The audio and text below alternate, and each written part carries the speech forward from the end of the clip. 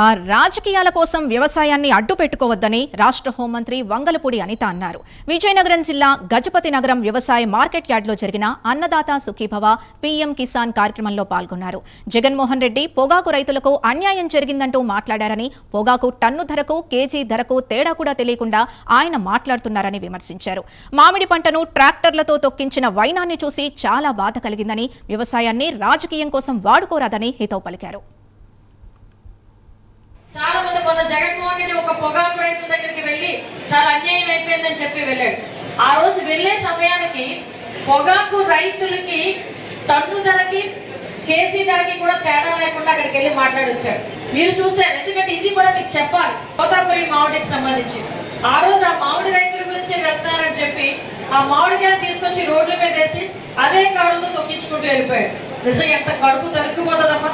రోజు నెలంతా ఇంచుమించు 3-4 నెలలు సంవత్సరం అంతా పండించిన పంట నేలపాలు అయిపోతుంటే ఎంత ఇబ్బంది పడుతుందో ఆ పండించిన రైతుకి ఆ పెయిన్ తెలుస్తుంది. రాజకీయాలు చేయడానికి వ్యవసాయాన్ని అడ్డం పెట్టుకోకూడదు. నేను మళ్ళీ చెప్తున్నా, రైతుల్ని కానీ వ్యవసాయాన్ని కానీ వ్యవసాయం దగ్గర నుంచి వచ్చిన దిగుబడిని కానీ రాజకీయాలకు ఉపయోగించుకోకుండా రైతులకు ఉపయోగపడేట్టుగా చేసి వీలైతే ఒక మంచి సలహా ఇస్తే గవర్నమెంట్ కూడా తీసుకొని దాన్ని ఇంప్లిమెంట్ చేయడానికి ఈ రోజు ఎన్డీఏ కూటమి సిద్ధంగా ఉంది.